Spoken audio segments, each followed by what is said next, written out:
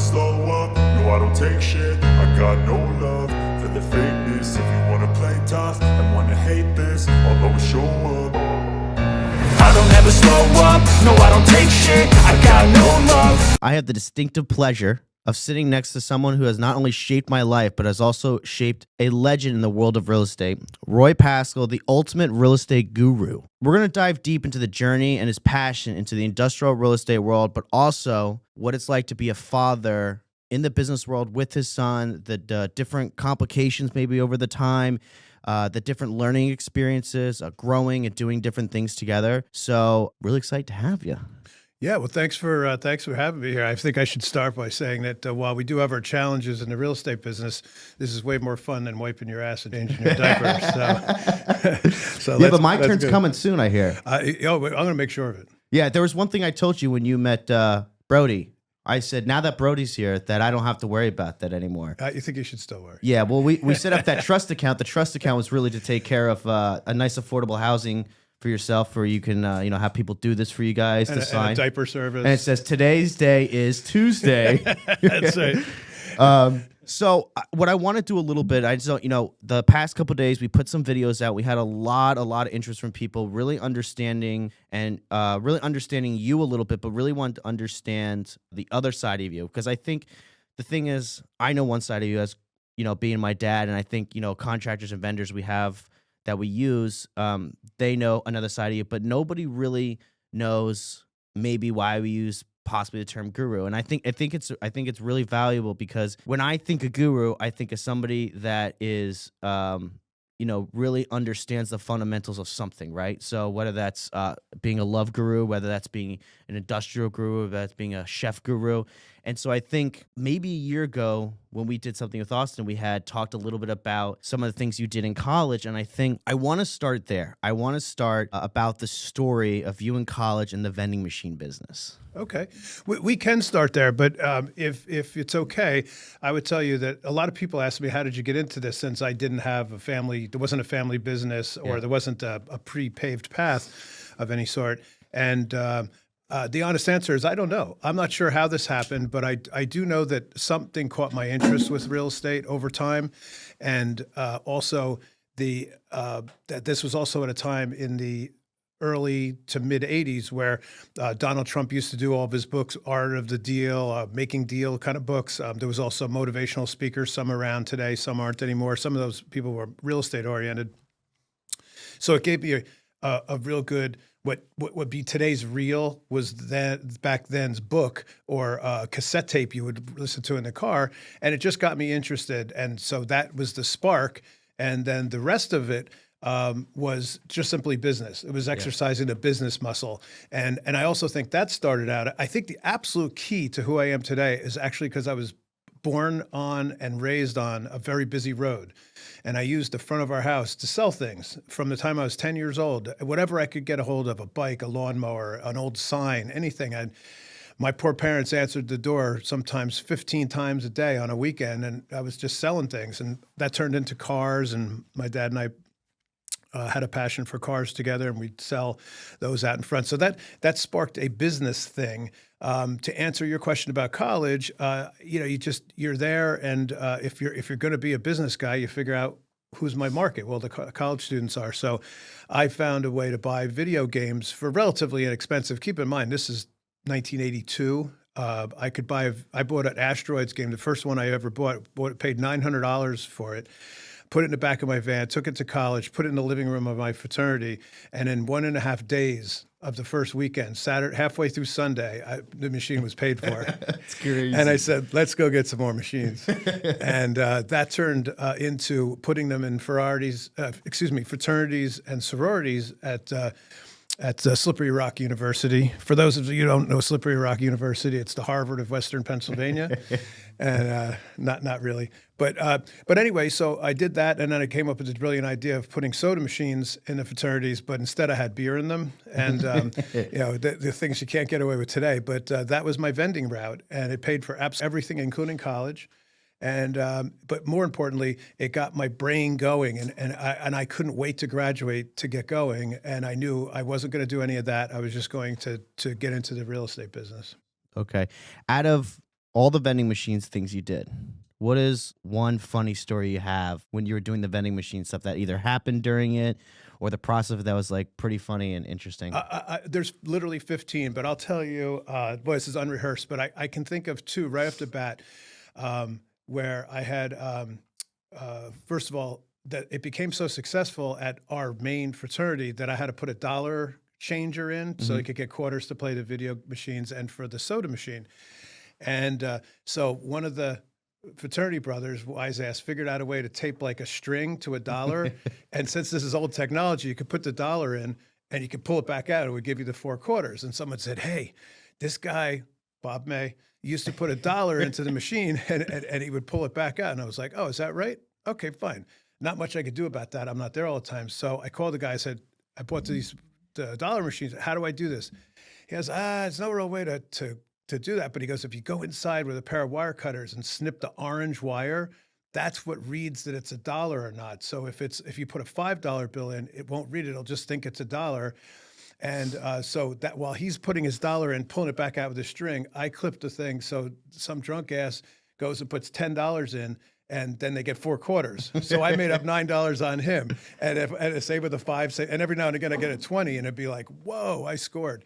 And people were drunk, so they didn't know, they didn't remember. Not one person ever asked me about that. The other funny story, which I just think is a hoot to this day, is I had the machines at other fraternities and sororities, and they were like, we want a cut. And I was like, okay, I guess I'll give you a cut. That's how the business works. Yeah. So some places were 25 or a third, 25% a third or whatever. And word got back to our fraternity that the other fraternities and sororities were getting a cut. And they said, well, what about us? And I was like, no, I belong to this fraternity. I'm not giving you guys a cut. Yeah. And I said, plus, we have these parties at night, and the kegs run out. And who's the first guy you come to? Hey, where's the keys? Open up the beer machine, and everybody can. The beer machine's empty on Sunday. And I said, so I give away free beer, but I'm not giving you a cut. But it was funny that I basically never gave my own fraternity a cut of a profit. So that was my most profitable stop. So good stuff. Oh, that's good. That's good. No, I guess that's a little bit of that's business, right? It's sales, business starts into something, right? Yeah, it's what I call today. You don't get what you don't ask for. Yeah. All right. So then let's go right into sticking with college, the first building you bought. Sure. So I was in college. I was in I think it was it was the summer between my junior and senior year. And people who know me know that I have this particular disdain for strip clubs and go-go bars. It's just not my thing. I just don't like it. But my buddies did at the time. So I was like, yeah, I'll go. We went down to Bound Brook, New Jersey to visit Bob Januzzi at his strip club. I was my normal disinterested self. It's just a weird thing with me. I just don't like those places. I got talking to Bob at the bar, and he's trying to sell me the strip club. And I'm like, nah, I have no interest in it, owning any of this. But he goes, I have this little building down the street. So I said, let's go. We walked down the street, 5,000 square foot building on a corner, total clunker. The building was $105,000. And I said to him, all right, sounds good. Like, I had no idea what I was doing. I had read some books and stuff, but I said, I think the numbers seem to make some sense. And keep in mind, back then, a $100,000 building probably netted like 15 grand. Like it's like literally what we would rent a parking spot for today. So it's it was. And what do you mean by net? So like what the rent would have been a year was 15 grand a year. Yeah, it was probably like a 12 or 14% cap rate because interest rates were much higher back then. Yeah. But it was like literally no money at all, and by today's standards. And so I said to him, I'm like, okay, that's great. And the guy's looking at me, I'm in college, where are you going to get the money? And I said, I need you to hold a mortgage. And I said, I have this vending business. I have some money. I'll give you $5 grand in cash. You hold a mortgage for $100 grand. I'll buy the property. It's off your hands. And that was the first property I ever bought. When did you sell it?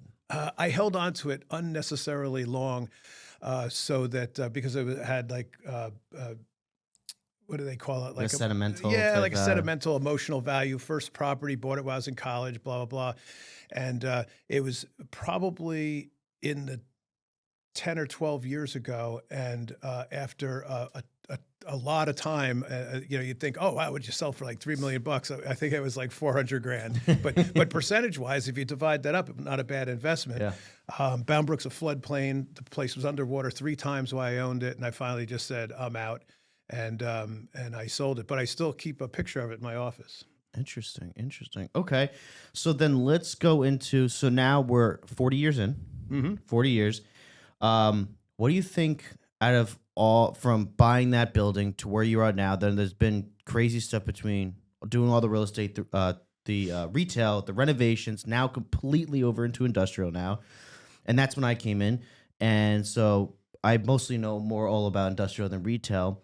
But out of your 40 years, what do you think there's one thing that sticks in your brain that's been one of the biggest challenges you faced in real estate?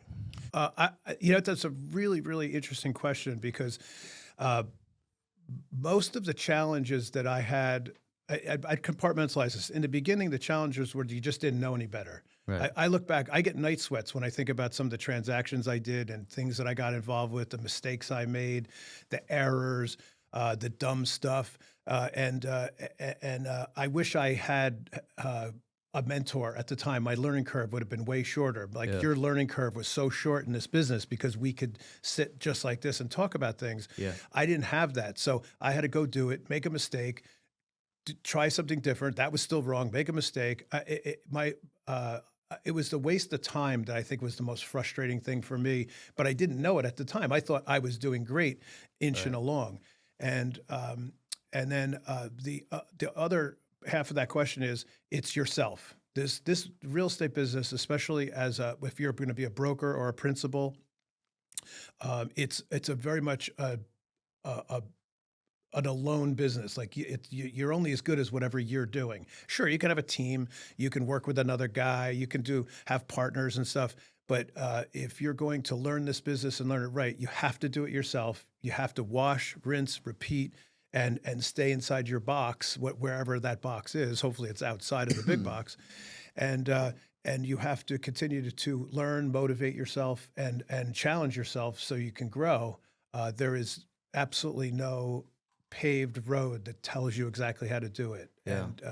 And especially back then, don't forget, I got in the business. There was no computers, there was no cell phones, there was maybe the beeper was invented or something. Yeah. But I remember the ones in your car. It was like in that center thing. Yeah. But I think like there's one thing I want to pick out of that you said alone. Right. And I think what a lot of people struggle with being basically being an entrepreneur, right? Because that's all this is. Whether you're a broker and you're doing it all, you're still an entrepreneur, right? Is that feeling alone a little bit. Like, right, you're doing it all yourself. And it's one thing that I was talking to somebody about the other day where he was telling me, he's like, I just want my employees to understand what I feel. And I sit down and I was like, they're never going to understand what you feel because the equity and the time and the energy you've put into starting something, right? Whether it was your first brokerage company, your first company, your first roofing company, you have that feeling, you have that pain, you have that investment. They didn't do anything, right? If you fold your company, they can go find another job, but you can't. You live with that the rest of your life. So there's that sense of being alone where it's just like you want your employees to understand what you feel like so you don't feel alone. And that's just not going to happen. So you have to understand, I think, when we started building a team here, it was nobody's alone here. Everyone understands what's going on now. You don't feel like I'm doing everything by myself because as we started creating this team, it started feeling like, okay, someone's going to do this. Someone's going to help me with this. I'm not doing everything alone, but it really is like a lone survivor thing in the beginning. You're really fighting. Yeah, it really is. But I use the word alone, but that and everything you said is accurate. But the better word is on your own. Yeah. And so you can read all the books you want. You can talk to all the people you want, but you have to go and do it. It's like a lot of things in life. You just have to go and do it. And it's helpful to have someone stand there and say, do this, do that, do this, and point you in the right direction. But at some point, you have to go do it. You have to be an Energizer bunny, and so and if you have someone point you in the correct direction, you'll learn incredibly shorter. And going from the part about if you yourself are motivated enough to be able to work by yourself, then you are your own Energizer bunny, and you'll be able to go and go and go. But you're going to hit walls, you're going to hit potholes, you may fall off a cliff a couple of times. It's okay. The key to it is resiliency. it's the best compliment I ever got was, man, you are resilient. You know, you get knocked down, you stand up, you Yeah. fail miserably and you get up and you That's a keep good going point. if you believe in what you're doing. Yeah, and because you ran right into my next question was like the biggest piece of advice I would say you could split into two. If somebody came up to you and said, um, uh, "I want to start in real estate. How do I start?" But okay, I've started, right. I'm either a broker and I'm trying, or I'm trying. I bought my first property. Like, how do I get to the next level? And part of it, I think, is a really good thing you said, which is like resilience right there, which is not everything's going to be perfect. Not everything's going to see like you see on the internet. There's going to be really tough days. And even we do things, there's really tough days. You know, working Yeah. through a bunch of deals right now, and they're throwing curveballs left and right. And so the next question in this real estate, and then we're going to move on to some fun things, is what's one piece of advice you think a younger generation and an older generation could use starting into the real estate industry, whether it's investment or brokerage or anything? I would keep it. Yeah. Yeah. I think to me, it seems a lot easier today because you can go on your phone and if you start watching real estate related things, you're just going to get a whole bunch. And there's a lot of people with different ideas, whatever. You have to weed through it, but you have to educate yourself on what you're doing. And I have and I find that when you say doing real estate, there's sometimes people are paranoid and don't even want to get into like the brokerage business to rent apartments or sell homes. You know, maybe it's not for them. But if you you say, I'm going to wake up in the morning and I'm going to kill it and I'm going to be a millionaire and I'm going to be a centimillionaire and I'm going to do it. You really, you need to be a special kind of motivated. The thing that I would tell younger people when they get into the business, you have to go talk to some people. Go find out what does the real estate business mean? Or you want to be a broker? Do you want to be a principal? Do you want to be a developer or whatever? And I find it really ironic that a lot of people that come see me never act on it. So to me, there's a 1 or 2% of anybody who's ever asked me about this business, and I encourage them. Talk to me, go talk to some other people. And I've literally had people say to me, well, I'd love to do this, but I don't know how to get started. And I'm like, don't you and your wife own a home? Like you already started, right? And they go, oh yeah, that's right. And they still never do whatever it takes to just take that first step and be motivated. But if you can educate yourself and be motivated and just kind of blindly plow ahead, doesn't matter what age you are, you can do this. And the education comes quickly and it comes pretty fast in volume as well. Over a very short period of time, if you're really focused on it. It's the kind of business it's very difficult to do part-time. Your best bet is to jump in, immerse yourself, learn everything you can, and you have no choice but to be successful if you do that. All right, so I want to go into a couple things real quick. We're gonna go back on some. I want to talk about in a couple of seconds about economy and real estate a little bit because I think it's an interesting time right now, and I think, like you said before, you spend a good time of your education learning about what's coming next, or hope everyone knows what's coming next. But in the meantime, what do you think is the biggest lesson growing up you wish you could have taught me that you didn't, but you know, things could transition now, but back then when I was growing, that you wish you could have taught me? I really don't know what. Boy, it's such an interesting question because you you are very different than your brother and sister, just like they're very different than you. Yeah. And I have had several people ask me, "Did you know that Spencer was going to get into the business when he was younger?" And I said, I wasn't sure he was going to get into the business, but I knew he would be in business. He would do something for himself. It's just the personality, and it doesn't mean that your brother and sister can't do that. It just that personality didn't come through, and then you. You were just different like me. We were similar students. You know, school was not that interesting. It's like you sat in the classroom and everything out the window was way more interesting than what was on the chalkboard, right? Yeah. And so those are the C student thing is a real thing. You know, it's okay. If I was an A+ student, maybe I'd be an engineer. Maybe I'd be more successful. But I didn't want to go to school. Actually, I did. I wanted to see my friends, but I didn't want to. I didn't want to do school, but ultimately, I grew up a little bit in college, and I realized that I should learn. I should pay more attention. My business classes were interesting, and then that's when I took on school. And the same thing happened to you. You went along, and so I backed off. I mean, sure. Would you like your most parents want their kids, I'm so proud of my son. He's done this, and he's a fantastic athlete, and he's an A+, and he's going to an Ivy League school. Didn't do any of that. That was never going to happen, and that's okay, because we all end up where we're supposed to be somehow in the universe. And so not to say that when I was in the principal's office with you every single week that I didn't wish I wasn't in the principal's office every week, but I also remember my parents were in the principal's office every week, so that was my job. And so the answer is, I don't really think I would have done anything different than happened. And I look at it now and go, looks like everything worked out just fine. It did, yeah. Yeah. Yeah. All right, cool. I have no comment on that because I don't remember any of those stories. So, yeah. Well, I was going to say, I wish I had taught you that you should now the truth's focus. Gonna come you out. should focus more on real estate than social media. But there was no social media, so I didn't know not to teach you that. I'm just kidding. This is wonderful. I'm glad you're expressing yourself and doing this. Yeah, this is fun, but real estate's that's not a 9-to-5 job. That's your whole life. That's the beauty of it. If I always tell them, I was like, anytime anyone gets to it, I even tell the guys, I'm like, wait until you get your first nightmare. When you get your first nightmare, you need to be scared that you're not doing something right. Like, oh man, am I getting this? I always think of one building that gave me nightmares. Yeah. And I couldn't wait to get rid of it. I couldn't get rid of it, Yeah, well, don't forget that those nightmares are simply masked with lessons that you still need to have because you're not confident in whatever that topic is. Yeah.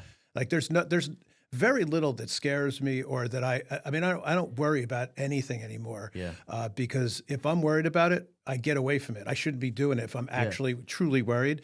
If I'm just saying, I don't know how this is going to work out, who cares? It's going to work out however it works out. And luckily, the nice thing about doing this for your whole life is that you're in a spot where you can say, I've experienced almost all the things there are to experience, and I have a sense for when things are going to work out, and I just blindly move forward, whether it be with my time, my energy, money, whatever it is. And when you don't feel good, you say, yeah, this doesn't right. You get that feeling immediately. Yeah, that old gut feeling people say, man, it is 100% true. And if you don't watch your feelings and pay attention to them and work with them, not against them, if you do that, you'll get further. And if you don't, you'll be frustrated. Yeah, it's pretty accurate. It's pretty interesting on a couple of those things. And so going into that flow a little bit, you and I have been working together almost 8 years now. Is it really that long? Yeah. Wow, great. So, one of the biggest things, I think there's two people in my head, and I won't call them out or anything, that we both know, and they asked this question once, and it's always stuck with me. I've left it in my phone because I was like, oh, someday I want to be able to share this to a bunch of people. And the question was, how do you separate family dynamics from business when you're working together? So it's funny that question was asked me because we do it very differently. Mm-hmm. But it was also on my side, to answer the question a little bit, was I kind of use the same thing as, like, let's say you and your wife work together, right? Business stays at the office and you go home, it's family time, right? And I think I taken that into this. Like, when we're here, it's all business. When we leave, we really don't talk about business that much. When we're hanging out with your fiance or my fiance, or we go on a trip with the our friends. Yeah, we never talk about business. Yeah. Yeah, well, I think it depends on where you are. When I was younger, I talked about it all the time. Yeah. I can remember being reprimanded, like, do we have to talk about business at the dining room table or for Thanksgiving or whatever? And as you get further along, you get super confident with all the things you're doing, and you get really busy. Yeah, it's enough. I think about my day yesterday. Right, I was up. I'm always up early, but I was out the door. And by the time I got home from doing things yesterday, it was a 12-hour day. I've had tons of 16-hour days, but I'm a little older. 12-hour days are a little bit of a grind. But you know what? When I get home, I don't need to talk about it. I don't need to call you and ask you a question. I'm tired, right? So that's the best thing. Go work hard, get it done, and know that you have to have some separations. I need some separation in my life. We should be able to go out to dinner or go to a football game or go to a hockey game or a concert, and we just enjoy our time and our company together. And it doesn't have to be all about this. And that's a maturity thing. That took years to figure that out. Yeah, because what I've really noticed the difference in that dynamic of business and work is, one, when things are running smoothly as a whole in the company, right? Like things have a spot, things are not all gibberish, and things are going all over. And this tenant's having a problem, this building's having a problem, and what's going on with this more. When things are so discombobulated, I see it spreads out. Like we could be at a Jets game, be like, hey, did you hear anything update on that? Do you have anything on this? Right. Things are so organized and clean now that you can actually leave and not be like, you have to take this entire mess with you every spot we go. It's like, hey, did you hear anything? Like we could literally go to a Formula One race on a weekday, like when we went to Vegas with Max, and business I don't think was brought up once. Yeah, no, the phone's off too. It's like, that's our time. If we're putting an effort into doing something else, it's going to make us better, and it's going to make us more efficient, and it's going to make us cleaner and crisper by not doing that and not involving every waking moment. Yeah, I agree. So then rolling into that, what do you think, for some people who do work with their kids, what is one piece of advice as a father, whether they work with the father working with their daughter, son, you would give that parent to their kid? Sure. I would start out with that. My answer is going to be different than maybe some people, because I'm a little psychotically like over the top on efficiency. Yeah. I don't like wasting time. And if I do, it'll be wasted time because it is the downtime and you can sit around and do nothing. But so to that vein, I know a lot of families where, not necessarily just in the real estate business, where a son or daughter came into a family business and then they had to leave. And while that sounds really inefficient to me, it sounds really unfun. Yeah. And if you recall, when you got into this business, I told you, come up here while you were still in school, take the business for a test drive, see if you like it. And you have to at least like the flavor of Kool-Aid. You don't have to drink it yet, but you have to at least like it. Obviously, at this point, you drank the Kool-Aid, you're in it, you love it. What I expected. So I never have to worry about the point I was making, which is firing your kid or having your kid leave and just go like, I didn't like this business, and now maybe I don't even like you because you put me through what you put me through. That sounds brutal at every level. Yeah. So we are sidebar 100% blessed and really lucky to be able to work together and be able to not have basically any problems whatsoever. And the only problems that we do have end up being opportunities insofar as learning. I've told you, I've learned from you because of your style. Your style is the 2020s. My style is the 80s, 90s, and 2000s or whatever. And it works for me, so I keep doing it. And we could tell the way you type that you still have that. It's the two fingers. I only have two fingers, So that advice on that side is like really important. I think also on a son's side, there's two really major points for kids who do work with, whether it's your mom or your dad, is to one, just listen. Mm-hmm. Understand that you're going to have a lot of opinions, a lot of things. And I spent my first 2 years really just listening. I didn't really come up with any ideas. I didn't really do anything. We lived together for almost a year, and it was, 7 a.m. gym, then spent the whole day till 11 at night in the living room doing nothing but real estate. But then on top of that, it was like, okay, how do I do this? How can I absorb as much information I can in a limited amount of time? And I think that's for anything, whether you're in the construction business, the landscaping, the investment side, the mortgage side, is that if your parent is running a successful company, at no point should you find a way to argue with them, right? Like there's times when you can challenge things. And I think that's two big things is kids want to argue with them, but maybe sometimes you want to challenge something and it comes off like very like, I want to do this. Why don't you listen to me? But at the end of the day, if your parents developed a very successful company, your job is to manage it and continue to run it. Once it's managing and running in a really nice form, you could then and you understand what you're doing, you could take it to the next level. You could scale it to the next thing. But I think in this day and age, people want instant gratification, so it needs to happen immediately. And I think I wanted that in the beginning, and I just set in my head, I go, like, it's not going to happen. You just got to get out of your head right now.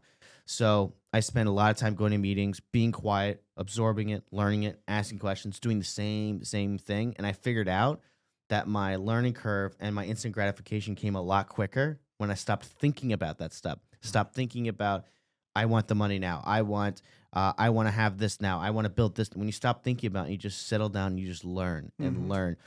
And the biggest thing is it's okay not to be right. And that was hard because I wanted to be like, oh, look, I found this property before you did. I knew I was going to find that first. I haven't had enough time to sit down and do all that. Yeah, you could get lucky, but luck isn't a career. No. And so instead, I think a lot of people just need to understand that you just need to stop, listen, and just know that the next 5 or 10 years it's just learning. This episode is proudly sponsored by the Pascal Zone, your ultimate partner in scaling, streamlining, and managing your business for maximum growth. Whether you're looking to optimize operations, expand your team, or take your company to the next level, the Pascal Zone has the tools, experience, and resources to make it happen. Ready to scale smarter, not harder? Visit PascalZone.com and let's get started today. Now back to the show. Hey, don't forget, I had to do the same thing. I had to stop, shut your mouth and listen to some suggestions, right? And a couple of the examples that I realize is that there are different ways to do things today. I think I was kind of saying that there was, I find people that say, like, let's get rich quick scheme, and it's not, it's just not that way. So over all this time, I learned how to do things my way, but you come in, and once I give you the foundation of the industry and what we're doing here, it's okay for you to go. You're out continuing to educate yourself. You're looking at certain publications, or you're seeing things online or talking to other people, and you're learning different techniques. Yeah. And what has been just as magical as you coming to work with me and having my son not only be in the friend zone, but now working together, which is the best you could ever expect. It's that I am now learning some of the things that you've learned, and maintaining the open mind to the fact that there is new ways to do things. Yeah. And the fact that we have an electronic filing cabinet where I can access everything at one point, that if you weren't here, it just wouldn't have happened. No, but you know what it is? It's streamlining. But that's what made this easier, right? It was like there was a foundation here. When after I really drank that Kool-Aid, I was like, okay, if I'm going to do this, I need to build a brand. I need to have something. And I want people to know, they know Roy Pascal, but I want them to know the name, right? I don't need them to know me right now. So taking the time to spend these years of creating a brand, creating all this stuff, and I look at it now, like I walked into this office basically being done, and I was like, I would have never known how to do this. I would have never known. I never even knew what a base cove was. I never knew what a lentil was. I never even know saddles and freight. Like I didn't know that. And just building this alone, I learned so much on the construction side. Right. This is a full teardown, full demo. Right. And I actually sat here with the contractor Charlie today, and it was actually an 8-month build. And I was thinking, oh, it's a year long, but it didn't take that long because I looked back when we started. Sure. And it took 8 months to completely unfold something that was awful and disgusting, and there was such a good learning curve to that as well. Being here every day and figuring out that I don't want to be on a job site every single day was, brutal. But so I think there's a lot to learn on the family side. I think there's a lot of, at the end of the day, it's easy to get mad at your parent to be like, well, why don't I think I have a better idea and all that. And there's been times where I've literally been like, I'm going to figure this out. I know what to do. And there's a property I could think of that I've just been, I had so many issues with, but I knew I was like, I'm going to try to figure this out. And then I just would stop myself and go like, why am I sitting here beating myself up? Let me go to my mentor, right? So I'd walk in, I'd be like, what do I do here? And he'd be like, oh, do this, this, and that. And in my head, I'm like, this ain't going to fucking work. There's no way this is going to work. Walk on, works immediately. Right. And it's just like, we were doing some leasing at a property in Pennsylvania. And I had some complications. You're like, oh, just do this X, Y, and Z. Went down to Pennsylvania, and it worked. Right. right? It's sometimes you don't need to sit there, bang your head over the situation when it's like, let's put this problem aside for a sec. Right. We have the advantage. We can work smart together. Right. Because once you have that relationship, this question involves the elephant in the room of like, what happens when you do work with your father or your son, whoever has the problem, and you're like, damn, this isn't working. Yeah. Or, you know, my dad just doesn't get it anymore. He's super outdated. Or I'm saying, you know, my kid didn't learn a thing in college. He's never going to make it. There's a lot of those kinds of things that happen. And we're super blessed to have handled this the correct way. We started out, we spent all of our time together. Absolutely, I would recommend that. You have to teach your child what it is that you do and make sure that they want to do that first. Because if they don't want to do it, you're wasting your time. Like I said before, once they do, hold on and educate them, but you have to let go as you move through the process. And honestly, what you were just talking about before with this office, I think you understand that, like, I very rarely came into this space for a reason. I first of all, I'm trying to teach myself to be less involved and to have less opinions. I'm always yapping about this, that, or the other thing, and I'm trying to slow down and not be annoying like that. But also, this was a real estate renovation of an office, but it's also is expressed. It was able. I was going to say it's expressional, like where you're able to express what it is. You're expressing an artistic talent of sorts. Yeah, that I didn't know I had. But you didn't know you had because it didn't get awoken, right? Yeah. Or it wasn't awakened. And how much a pain in the ass office is. There's all that. Could you imagine if you had to do this for every tenant who moved in? Really expensive, and that's why office buildings are a crappy investment. But at the end of the day, you exercised a bunch of muscles. Like you exercised that little tiny muscle in your delt or something that no one could ever exercise because no one lets their kid who's under 30 years old run a high-end office renovation project. But you had to do that, and when you had questions, you came and asked me, and when I had comments, most of the time I didn't say anything because it didn't matter. Like why poke things in the ribs when it's going good anyway? So that back and forth that we have is the reason for the success. Yeah. What you do and how motivated you are is part of it as well, of course. And me wanting to take time and educate you and all that, it's invaluable. And I think the really important part is that the people in our organization, directly in our organization, and the people that we deal with outside of the organization see that. And it wasn't always so easy in the beginning because people would be like, "Oh, this kid, it's the owner's kid with this and that." And I said, just stay in your lane, just keep going. Eventually, before you know it, you'll sound exactly like you know what you're doing, which you do now, and enjoy being young. Like a lot of times when I was young, when I was 22 in this business, I couldn't wait to be 40 because I was just like tired of people hawking me for being young. Yeah. And then and I said, I'll just keep doing what I'm doing. If you don't like me, that's your problem. Yeah. You know, it's not none of my business. It's fun, and like you said before, I think if you don't love what you're doing, like you have to absolutely love this, like because it's only going to get worse, right? Or and if it doesn't get worse, it's just going to be, well, I'm not going to progress to the next step because there's like learning curve being so short out, and it doesn't matter what trade you're in, right? It doesn't matter if you're an electrician, your dad's an electrician, you're like, well, Dad, I want to become a really big company and make this nation or make this, whatever you want to do with that, right? If you don't love that, then you're just going to go through the movements every day and be like, oh, I'm just going through, I'm happy where I am. I don't want to get anything else, right? And I think we talked in the beginning and you're like, hey, look, I'm going to give you two options here. The first thing is you got to love it. And if you absolutely love it, here's your two options. One, manage everything we have, learn the business best you can, learn everything you can about it, and you can manage this trust for your brother and sister and just really well. Or you could do that and take the company to the next level, buy more stuff, learn how to buy stuff, learn how to buy bigger and do better things. And I was like, yeah, I'm not gonna invest my entire life, move all the way back to New Jersey to just manage something for my brother and sister. Right. Yeah, and yourself. And myself. Yeah, do all this work just to be like, okay, I didn't want to do that. I was like, I know we could do more. Like, I can't wait to do development stuff and someday have a development company where it's strictly just building and we build on that side. And then you have the investment side and the funding side. And so that's, I'm just going to continue looking at that and just how can you add more and more and more onto it. Yeah, you have the basis and the equipment inside of you now to do that. and you obviously have the love and support from the family and from everybody in this company. Yeah. So you have an obligation to yourself to do the best you can. And honestly, what I've enjoyed the most, probably the most, other than just knowing exactly what you're doing, and it's almost impossible to make a mistake at this point.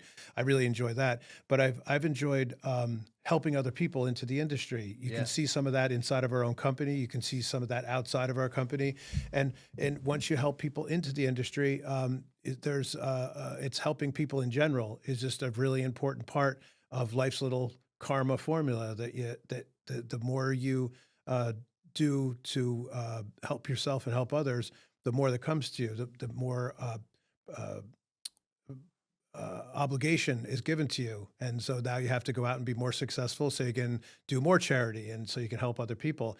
And I like that loop a lot. I think it's awesome. It's not where I was when I was 20, 30, 40 years old, but Yeah. in your 60s, early 60s, it's fantastic. It's really probably the most rewarding part of everything. Okay. No, I can't wait to be there. Yeah. So the next thing, I think a lot, it goes down to like, I would say sales calls a little bit, but people always ask, and I think it's always more of a question, how do I buy my first deal? And I don't like that question too much because there's just so many different things, right? But I want you to kind of describe how you do so well at smooching these sellers. And when I say that is we buy a lot of properties from either families, older people, and a lot of time these people are deterred, they don't want to deal with a broker. They don't want, either they've been screwed over so many in the past. And for some reason, the amount of deals we bought last year well under the per square foot number that anything was selling. And some of the techniques, I want to talk about most of your techniques of talking to these people, making them feel comfortable, how you've approached these deals in a way where, we've approached some deals and you made them feel like, hey, look, this came up out of nowhere. I thought we were closing next week, but you still managed to make them feel comfortable and finish that deal and still have a relationship with some of these sellers. Sure. So there's no particular magic sauce. Over the time that I've been doing this, I've found that the best way, the best way to find properties in old school way was you go out and you knock on doors yourself and you keep doing it until you find properties. That's obviously not practical as you get a little bit older, but and also when you're super busy. But I love the brokerage community. I repeat myself over and over every day, incessantly about what kind of properties are we looking for. Where are we looking for them? What are the criteria that we have? You have to be disciplined because in this business, especially the bigger the properties that you get involved with, you can find more deals than you have dollars for when you're a family company and you're self-funded. So then there's a little piece of it is like, well, who do I think might be the correct amalgamation for a deal? Maybe you split a deal when they get a little bigger. You have some partners. I spent my whole career owning either with my retail properties and my partner in retail, we were 50-50 and then with the industrial stuff, I owned 100% of everything, but it was, smaller properties, not as large a portfolio. So you can grow a lot faster if you're a little more open-minded, but finding those properties is making sure, again, you have to have that box that is what you invest in and you stay inside that box and you wash, rinse, repeat. And the repeat part is everybody you talk to, you tell them what you're looking for and the different factors of what it is. And after time, you get hundreds of submissions a week that all are deleted, but there's always a little nug in there. And then even the little nugs that you find, sometimes they don't work out. Someone beat you out of the deal, whatever. But I've found that there's an absolute key to buying real estate is you have to be either very first or very last. And very often in the middle is where either nothing happens or you make a bad deal or whatever. So upfront means off market. You're buying a property off market. You don't have competition. More than likely, you're not going to overpay. You're certainly not going to compete to overpay. And then last is when I'm always shocked. I'd never throw a file away. I'd never delete a file. How many times have I rooted through a drawer or rooted through some old emails and said, "Oh yeah, I love that property." Yeah. It's 2.5 years later, and finally the seller sobered up, and now you can make a deal, or something else changed. You can make a deal. So. And you can only do that if you've been doing this a long time, because Yeah. things circle back, and I think another huge factor is that is just being 100% honest and transparent with everybody.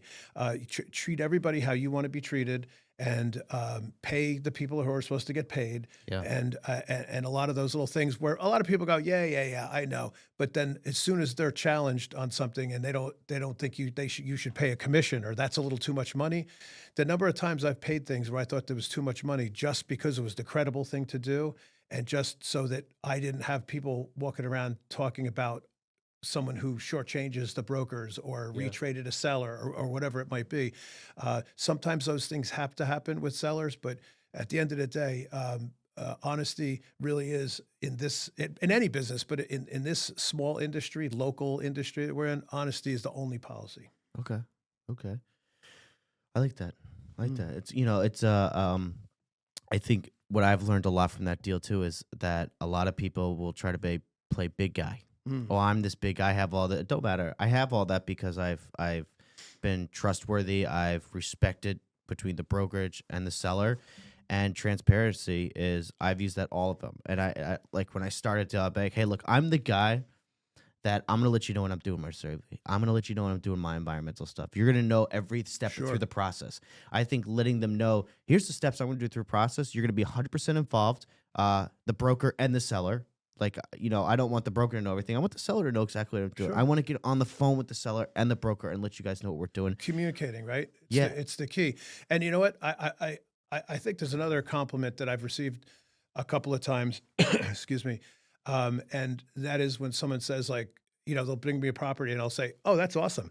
Great. Let's do it. I think the price is fair. Let's buy it." Like, you don't even want to see it? No, it's fine. We'll see it at some point. And the pace at which you can make a decision and then stick with that decision, and the seller and the broker can count on you to close. Yeah. That is something you have to do over and over and over again. And we've done hundreds and hundreds of transactions. And I'm not saying it was always like that in the beginning, but what I've learned, that is the key, is be aggressive, be certain, and be credible. I love it. I love it. Now, last question.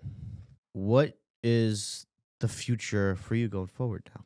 What does it look like now from your 20-year-old self every day going? I know you were talking about, I could do the 18 hours. That's done. What is the future now going forward, you think, in your real estate career? No, I can honestly tell you, 40 plus years later, and because of this relationship that we have, and for a lot of reasons, I have never felt better about this business. I've never felt more motivated. I've never felt more sure of myself.